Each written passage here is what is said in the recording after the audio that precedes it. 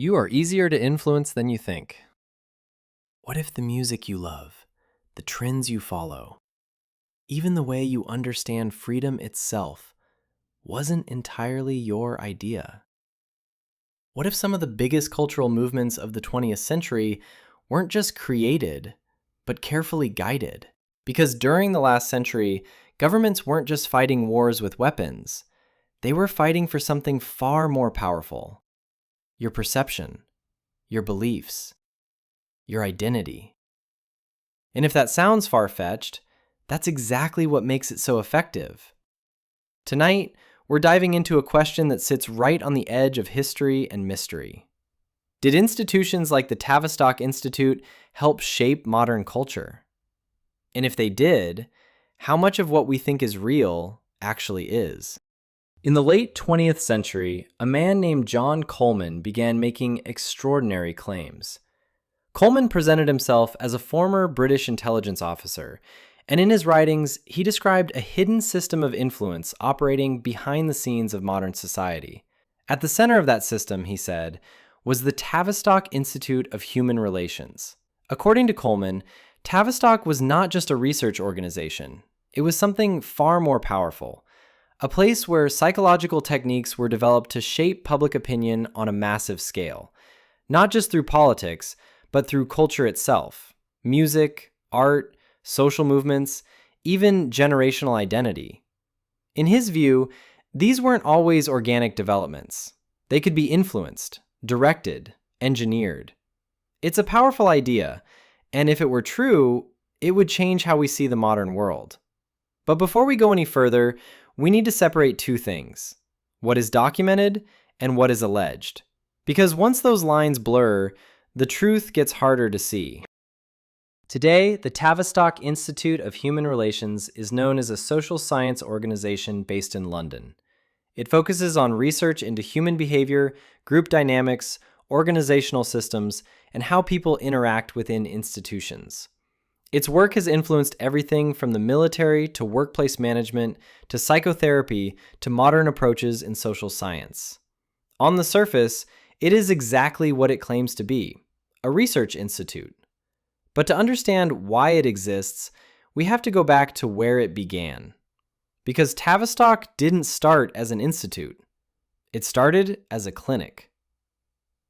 After honing their techniques on the front lines of World War I, in 1920, the Tavistock Clinic was founded in London with a very specific mission: to provide psychoanalytic care to the public, often for free. This was a time when the psychological wounds of World War I were still fresh.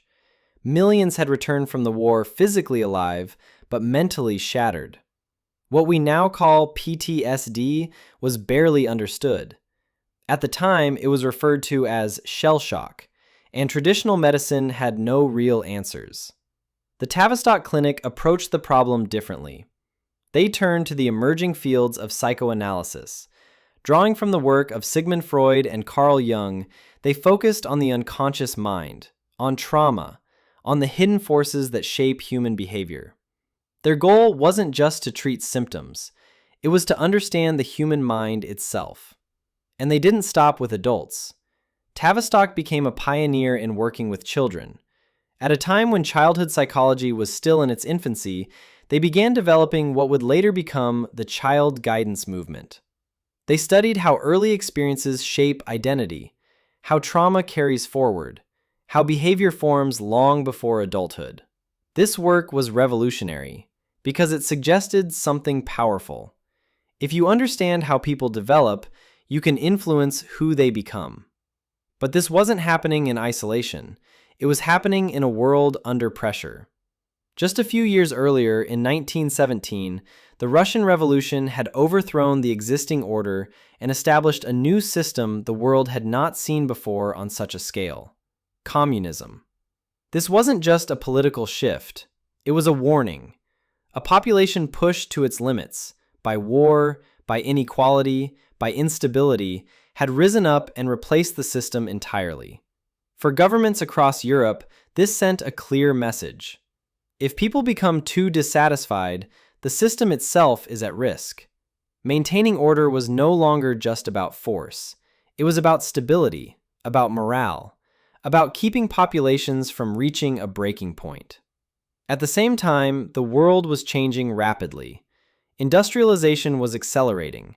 Technology and mechanization were transforming how people lived and worked. Society was becoming more complex, more structured, more dependent on large systems, factories, bureaucracies, institutions. But there was a growing gap, a gap between the systems being built and the people expected to function within them.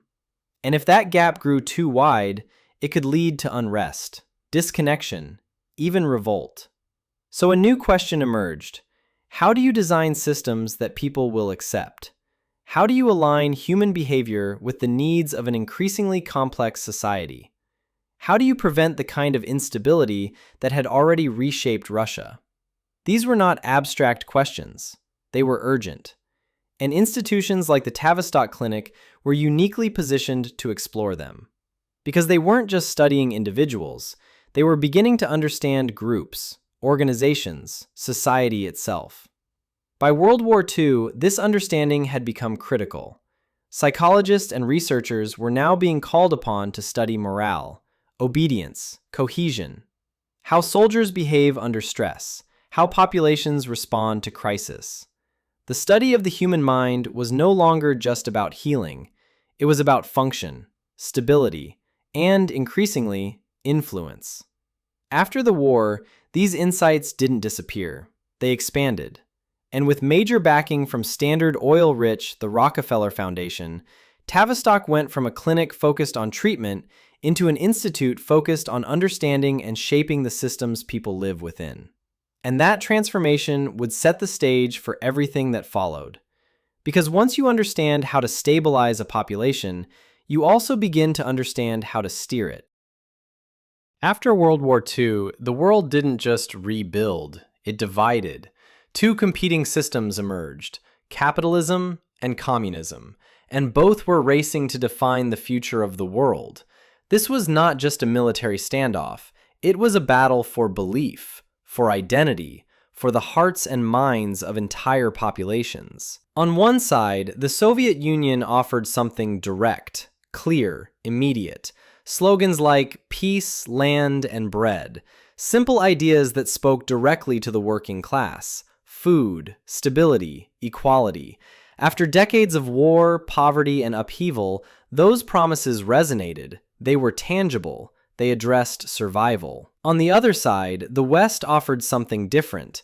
Individualism, liberty, democracy.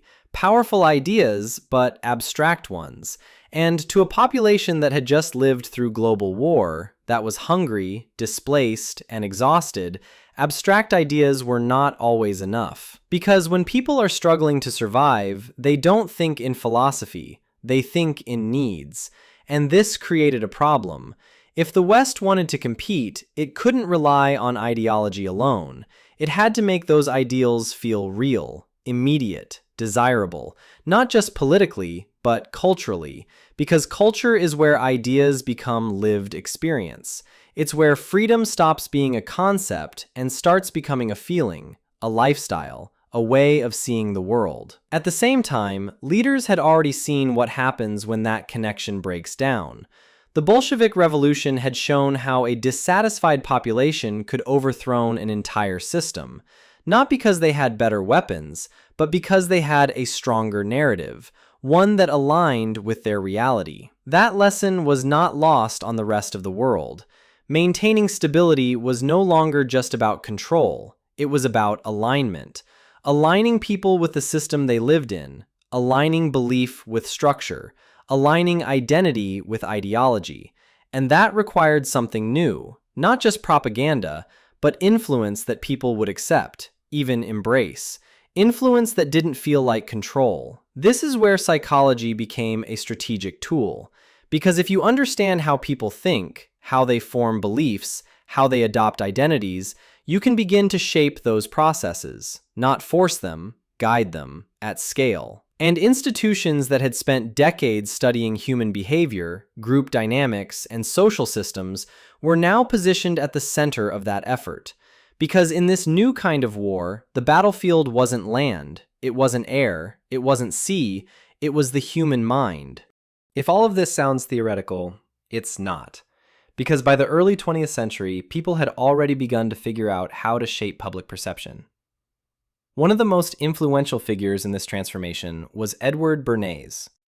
Bernays was the nephew of Sigmund Freud, and he took Freud's ideas about the unconscious mind and turned them outward, toward society itself. He understood something simple. People don't make decisions logically. They make them emotionally. Then they justify them afterward.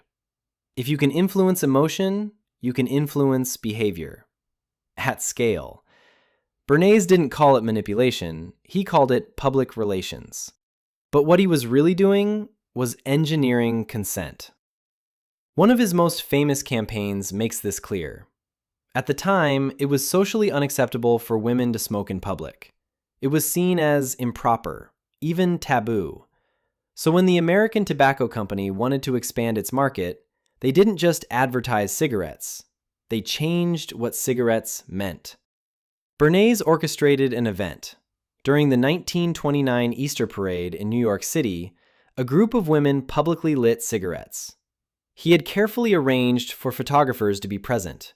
He had tipped off the press in advance. And he gave those cigarettes a new name. Torches of Freedom. The message was clear. This wasn't about smoking. This was about equality, independence, breaking social restrictions. The newspapers ran the story. Headlines spread across the country. And almost overnight, public perception shifted. Women smoking was no longer seen as distasteful. It was seen as empowerment. Cigarette sales rose. Not because the product changed, but because the meaning did. And that was the breakthrough. Bernays had shown that you could take an idea, attach it to identity, and reshape behavior across an entire population.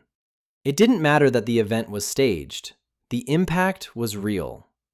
And once that door opened, it didn't close, because governments were paying attention. During the Cold War, culture itself became a strategic tool. Not through obvious propaganda, but through influence that felt organic. The United States, through organizations later revealed to be connected to the CIA, quietly supported cultural initiatives across the world. One of the most notable was the Congress for Cultural Freedom, an organization that funded magazines, exhibitions, and artistic programs throughout Europe and beyond. Its goal was not to tell people what to think. It was to show them what Western freedoms looked like. Abstract expressionism became a symbol of that idea. But that shift didn't happen on its own. Because interest in abstract expressionism didn't just naturally rise, it was elevated, promoted, positioned by the state. At a time when the Soviet Union dominated the world's perception of high culture through classical art, realism, and technical mastery, the West was cooking up something different, something that could not be judged through the framework of the old system, and rewriting the rule book on art itself. Because in a war, even a cultural one, you do whatever it takes to win. That's where artists like Jackson Pollock came in. Pollock's work broke every traditional rule. Suddenly, dribbles and splatters were being shown beside classical masterpieces. Suddenly, these American abstract painters were the talk of the art world. Abstract expressionism became a symbol of that idea. Artists like Jackson Pollock created works that were chaotic, unstructured, open to interpretation. To some, it looked like randomness, but to others, it represented something deeper: freedom of expression, freedom of thought. These works were promoted internationally through exhibitions and institutions connected to Western cultural networks, including major museums and large traveling art shows. The message was subtle. The West creates freely. The individual matters. Creativity is not controlled. At the same time, this cultural battle wasn't happening in a vacuum. Because the Soviet Union wasn't just competing with weapons or ideology. It was using reality itself as a weapon. Soviet propaganda regularly highlighted racial inequality in the United States, segregation, violence, economic disparity. They pointed to these contradictions as evidence that the West's promises of freedom and equality were hollow, and in many ways, those criticisms were grounded in truth. For audiences around the world, especially in newly decolonizing nations, this messaging was powerful, because it exposed a gap between what America claimed to be and what it actually was. That gap was dangerous, not just politically, but psychologically. Because if the image of freedom breaks down, the entire narrative loses credibility. So the response wasn't just to deny it, it was to counter it, to reshape perception. And one of the most effective ways to do that was through culture. Because this wasn't just about art. It was about redefining how value itself is created. If enough people can be guided to see something differently, then the standard changes. And when the standard changes, culture changes with it. Which leads to a much bigger question. If something as established as fine art could be redefined in a single generation, what else could be? Because the next transformation wouldn't happen on canvas. It would happen in sound, in rhythm, in identity. And it would reach far beyond galleries, into everyday life. By the 1950s, the battlefield had changed. This was no longer just a contest of weapons or ideology. It was a contest of identity. And culture was becoming the delivery system. It started with a sound, raw, energetic, unfiltered, rock and roll. At its core was a man named Chuck Berry. His music was different. It wasn't polished. It wasn't restrained. It was electric. Berry's songs spoke to something deeper than entertainment. They spoke to what some might call the American dream, to others, pure American consumerism. Singing songs about cars, jukeboxes, and Maybelline makeup, things unattainable to the average communist at the time. He sang to the idea that under capitalism, you could come from nothing and eventually have everything. And that message didn't stay in America. It spread across borders, across languages, across systems. For young people around the world, it carried a powerful implication that life could be more than what they had been told, that they could have more than their fair share. And that idea, to the spirit of collectivism, was dangerous. But if Chuck Berry was the spark, Elvis Presley was the explosion. Elvis didn't just make music, he became a symbol of America itself. When he first appeared, he was seen as rebellious, unpredictable, a challenge to traditional values. But something changed. In 1958, Elvis was drafted into the United States Army, at the height of his fame. And the moment mattered, because the world was watching. He didn't avoid service, he embraced it. Serving in West Germany during the Cold War, he became something new. Not just a performer, but a representative, a symbol of American identity. When he returned, that image had shifted. The rebellious outsider had become something else. Disciplined, respectable, patriotic. And that image was amplified through film, music, and mass media. Movies like G.I. Blues presented military life not as brutal or traumatic, but as light, adventurous, even fun. It softened the image of service and helped reframe the military in the public imagination. At a time when memories of global war were still fresh, that mattered, because perception shapes acceptance, and acceptance shapes reality. Together, these artists created something powerful. Not just a new form of music, but a whole new American identity. A version of America that felt vibrant, expressive, full of possibility. And that identity didn't stay contained. It was exported through records, through films, through radio, across the world. Even into places where it wasn't supposed to go.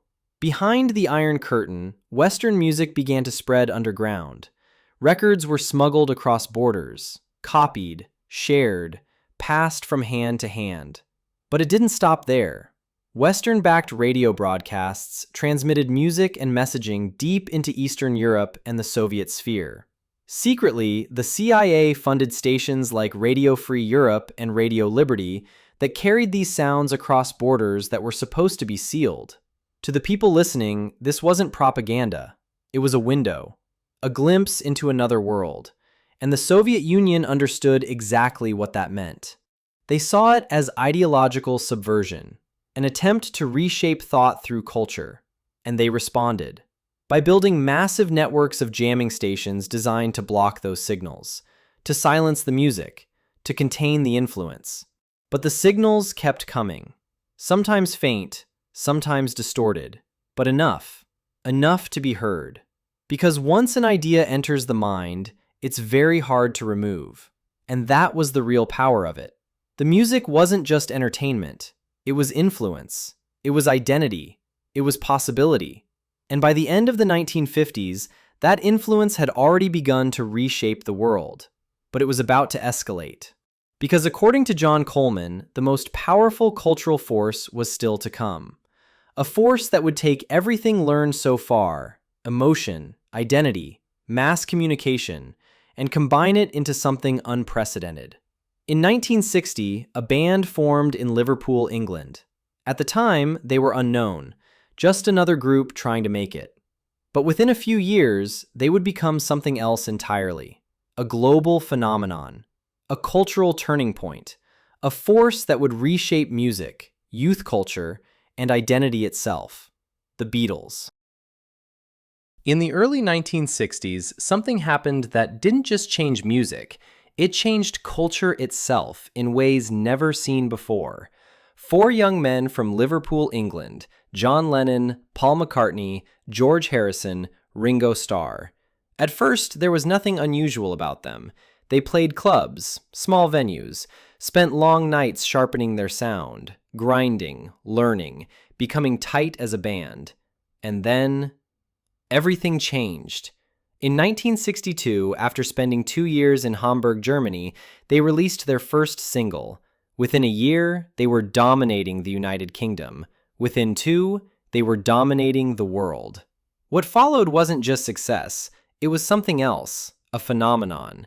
Between 1962 and 1970, the Beatles released around 217 songs, 188 being original compositions, performed live over 1,400 times as a band, crafted 13 studio albums, starred in 5 major motion pictures, gave an estimated 70 television appearances, embarked on global tours appearing in over 15 countries, licensed a string of novelty items including Beatle boots, wigs, and perfume, had their own magazine, their own cartoon show, and were even creating what some say were the first true modern music videos. They weren't just present in culture, they were culture, everywhere, all at once. Their 1964 appearance on The Ed Sullivan Show was watched by over 70 million people in the United States alone, nearly 40% of the country, in a single night. Screaming crowds, mass hysteria, scenes that looked less like concerts and more like something uncontrollable, something erupting. And it wasn't just the music, it was everything around it. Haircuts, clothing, attitude, language. They reshaped what it meant to be young, what it meant to be modern, what it meant to belong to a generation, and the speed of it all was staggering. New songs, constant releases, rapid evolution in style, from simple pop melodies to experimental, boundary-pushing compositions in just a few years. At the same time, their reach extended far beyond the West. Their music spread into Eastern Europe, into the Soviet Union, and around the globe. Young people behind the Iron Curtain listened in secret, memorized lyrics, shared tapes, because this wasn't just music, it was tantalizing access to a different world, a different mindset, a different possibility.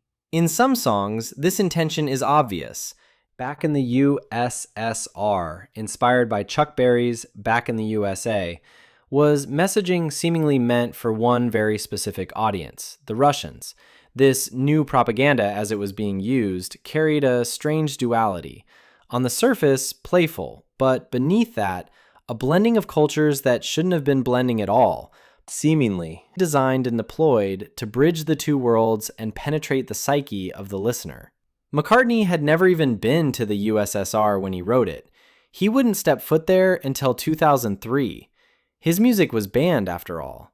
The song is even written in the perspective of a Russian spy returning home from a mission. If you want a high-tech, modern espionage story, it's all there. And this is where the questions begin to pile up. Because when you step back and look at the scale, the speed, the global reach, it becomes difficult not to ask, how did this happen? How did one band produce so much content, evolve so quickly, and spread so completely across the world in such a short period of time?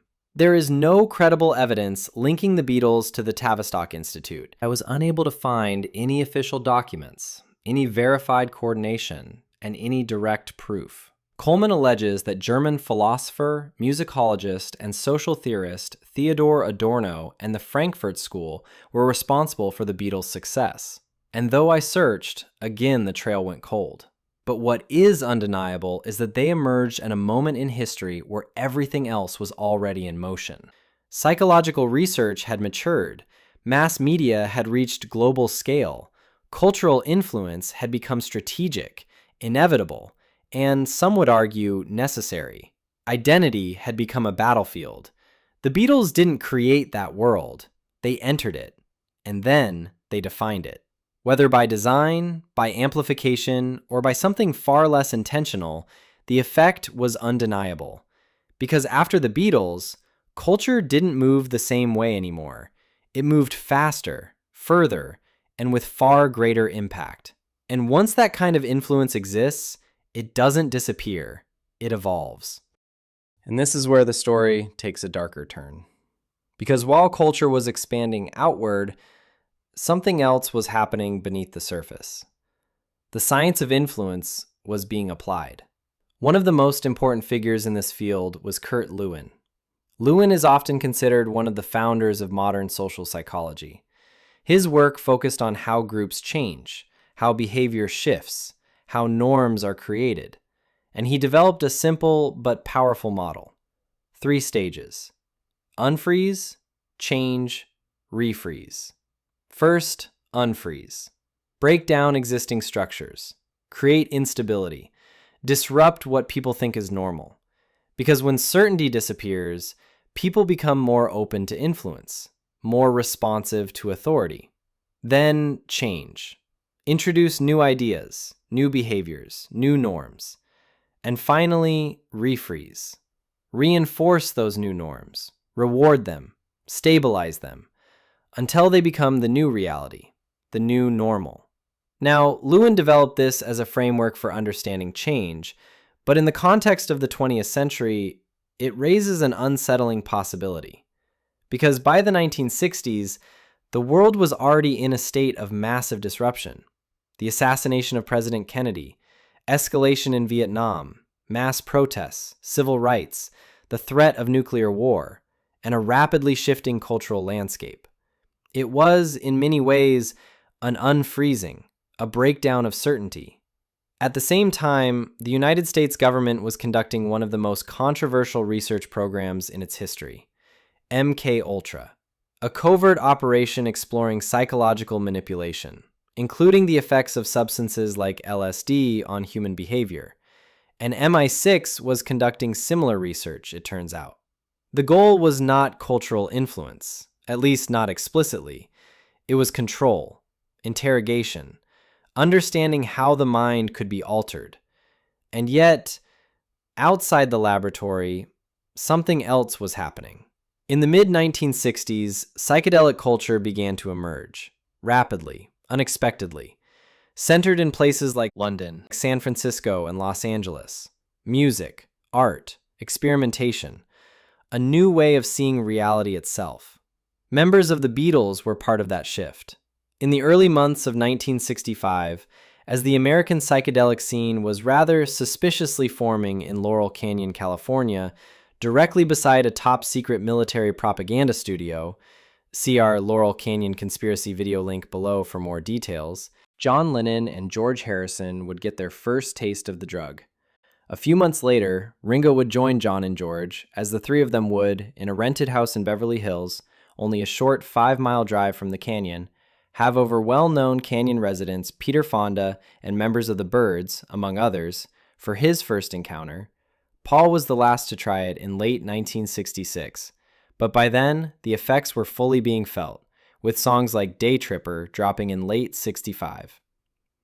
The drug had a transformative effect on the band, and the band had a transformative effect on the people its music touched. And now, a substance being actively studied in mind control research was simultaneously being promoted to millions by the biggest band the world had ever known. Famously, Lennon procured a lifetime supply from the now infamous Owsley Stanley, see Owsley, video link below, by sending a courier to the Monterey Pop Festival and smuggling it back, hidden within a hollow space inside a photographer's camera. The result was a 3-week trip that fueled the creation of the album and film The Magical Mystery Tour. The experience had a profound impact on their music, their perspective, their output. Albums became more experimental, lyrics more abstract, themes more introspective. And because of who they were, that shift didn't stay personal. It spread to millions. LSD moved from controlled research environments into broader culture, and that it became closely associated with music, youth, and identity. At the same time, deeply connected figures like Owsley Stanley were producing large quantities of the substance and distributing it in the millions many times for free, fueling a rapidly growing psychedelic movement. Concerts became rites of passage. Music became transcendent. Reality itself became something to explore. And for a generation already in a state of upheaval, this was transformative. Whether intentional or not, this moment aligns closely with Lewin's second stage, change, new norms emerging, new behaviors spreading, new identities forming. Traditional structures were being questioned, dismantled, and torn down. The agreed-upon norm was being challenged, and culture was shifting at a speed never seen before. But change doesn't stop at disruption, because what comes next is stabilization, refreezing. And in the years that followed, a new response emerged. In 1971, the United States government formally declared what became known as the War on Drugs, but was really a war on culture. The wealthy rarely ever seemed troubled by these laws. Next came policies that dramatically increased enforcement, criminalization, surveillance, mass incarceration. Substances that had become embedded in leftist youth culture were now illegal, heavily punished, and the consequences were long-lasting. Millions of Americans were affected, communities were reshaped, opportunities were lost, and systems of enforcement expanded. Now, linking all of this into a single coordinated strategy remains speculative. There is no direct evidence that these events were orchestrated as a unified plan, but the pattern is difficult to ignore. Disruption, transformation, stabilization. And once you see that pattern, it raises a question, not about certainty, but about possibility. Because if systems can be designed to stabilize a population, can they also be used to destabilize one? And if so, who decides when and who that happens to? John Coleman believed that this all was an attempt to erode Western culture to initiate a Marxist New World Order. I can't say I agree with him. If anything, as I think the evidence presented shows, the opposite was true, and the music was designed to, and was eventually successful at, eroding established norms in both cultures, more so the Soviets, and paved the way for capitalism to become the dominant economic system on Earth. In any case, it leaves us with an unsettling question. What is next on the agenda? At this point, we need to stop and take a breath, because we've just moved through decades of history, and a pattern is starting to emerge. Psychology being developed and refined, institutions studying how humans think, how groups behave, how identity forms, governments recognizing that influence can be more powerful than force, cultural tools being deployed, art, music, media, not as direct propaganda, but as something far more subtle, something people choose, something people adopt. At the same time, we see moments of disruption, war, assassination, social unrest, rapid cultural shifts, moments where certainty breaks down, where people begin searching for new meaning. And in those moments, new ideas take hold, new norms emerge, new identities form. Then, just as quickly, new structures appear, new rules, new boundaries, new systems of control. If you look at it through the lens of Kurt Lewin's model, it's hard not to notice the alignment. Unfreeze, change, refreeze. But this is where we need to be careful, because recognizing a pattern is not the same as proving intent. John Coleman's claims about the Tavistock Institute suggest that these processes were not just understood, but directed, that culture itself was engineered from the top down, that movements, music, and even social change were guided. But those claims are not supported by verifiable evidence. There are no confirmed documents linking Tavistock to the creation of the Beatles. No direct line connecting these events into a single controlled system. We must be disciplined in our research, because without evidence, we are no longer investigating. We are assuming. But dismissing the idea entirely creates a different problem, because the individual pieces are real. Psychological operations are real. Cultural strategy is real. Government involvement in art and media during the Cold War is real. Covert mind control programs like MKUltra are real. Mass cultural shifts did happen, rapidly, globally, and with lasting consequences. So we're left in a strange position, where the mechanism exists, the motives are clear, the timing aligns, the impact is undeniable, but the coordination remains unproven. And that tension is where the mystery lives. Because maybe this wasn't a single master plan. Maybe it didn't need to be. Maybe it was a convergence of institutions, of ideas, of incentives, all moving in the same direction. Or maybe there's something we're still missing, something just out of view. So where does that leave us? We've seen how psychology evolved from treating trauma to understanding behavior to influencing entire groups. We've seen how culture became more than expression. It became a tool, a way to communicate ideas without saying them directly, a way to shape identity, to shape perception, even actions. We've seen governments invest in that power, use it, refine it. We've seen music, art, and media carry those ideas across borders, across systems, across generations. We've seen moments of disruption, moments where the world seemed to shift all at once. And we've seen what followed. New norms, new rules, new realities. Now here's the part that matters. Not what happened then, but what's happening now. Because everything we've talked about didn't die out. It's alive and well. The tools are more advanced. The reach is deeper than ever before. The speed is instant. Culture no longer spreads in years, it spreads in hours. Ideas don't grow slowly, they go viral. Movements don't build over time, they appear overnight, fully formed, perfectly packaged, emotionally charged, and widely accepted. So ask yourself something simple. When you see a trend, when you hear a message repeated everywhere, when an idea seems to come out of nowhere and suddenly everyone believes it, ask yourself, is that organic or is it guided? Because if there's one thing the 20th century proved, it's that influence works best when you don't notice it. When it feels like your idea, your belief, your identity. So how much of what you believe today did you actually choose? And how much of it was chosen for you? Because if culture can be shaped, if identity can be influenced, if entire generations can be moved in a direction without ever realizing it, then the real question isn't whether it happened. The real question is it still happening?